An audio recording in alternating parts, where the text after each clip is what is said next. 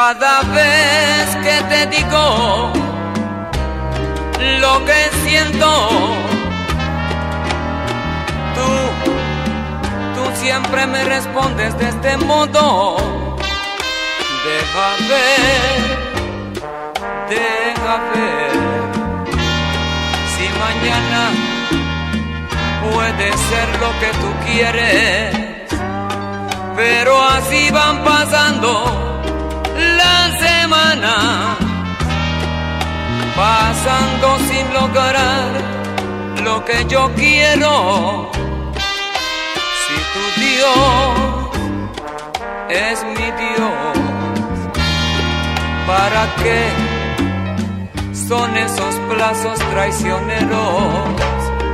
Son traicioneros porque me condenan y hoy me llenan de desesperación. Yo no sé si hoy me dices que mañana, porque otro me robó tu corazón. Y cada vez que te digo lo que siento, no sabes cómo yo me desespero. Si tu Dios es mi Dios, ¿para qué son esos plazos traicioneros?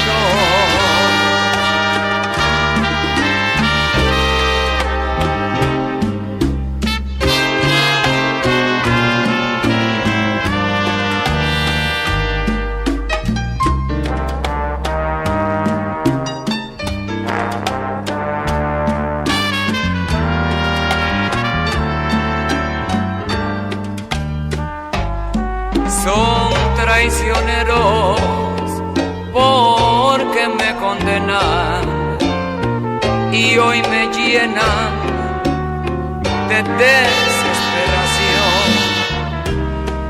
Yo no sé si hoy me dices que mañana, porque otro me robó tu corazón. Y cada vez que te digo lo que siento, no sabes cómo yo me desespero. Si tu Dios es mi Dios, ¿para qué son esos plazos traicioneros?